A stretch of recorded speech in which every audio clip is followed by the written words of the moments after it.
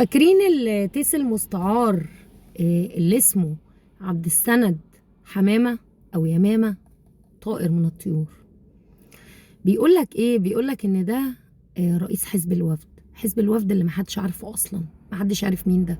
يعني يمكن عضوين أو 3 اللي كانوا بيهربوا الآثار وطفاية الحريق، ودمتم ورحمة الله وبركاته. دول كانوا قاعدين وأنا نشرت لكم عندي بيتفقوا على تهريب آثار. انتوا متخيلين؟ كل واحد فيهم عنده 90 سنة ولا حاجة، ميتين يعني، وتوافه رويبضة في الدولة، جرابيع ولا يسووا تعريف، وبيتفقوا على تهريب آثار. ما بالكم بقى الكبير، ما بالكم بقى فضايح زاهي حواس اللي استمرت طول 20 سنة من عصر حسني مبارك تهريب آثار. ما بالكم ابن يوسف والي ولا يوسف بطرس غالي، يوسف بطرس غالي، بطرس غالي،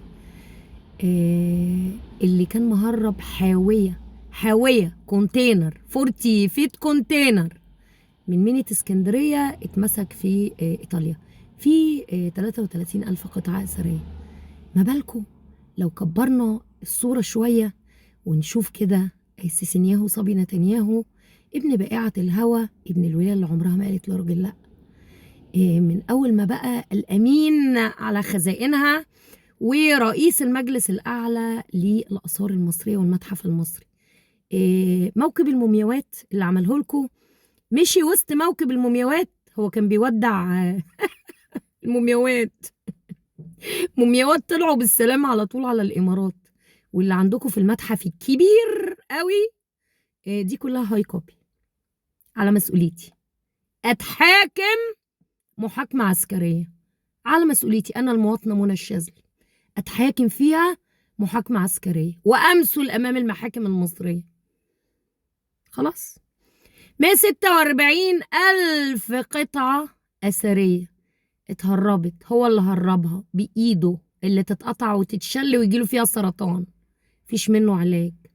هربهم على متحف اللوفر في دولة اسمها الإمارات. الإمارات دي أو الخمارات دي عمرها 60 سنة. أقدم حاجة عندهم لباس زايد اللي هي النافق. طيب خدوا الآثار بتاعتنا بناء على إيه؟ فتحوا بيها المتحف ده بناء على إيه؟ المتحف ده مفتوح ب140,000 قطعة أثرية مصرية. هل دي طالعة ليس؟ هل دي طالعة إيجار؟ هل دي اتباعت؟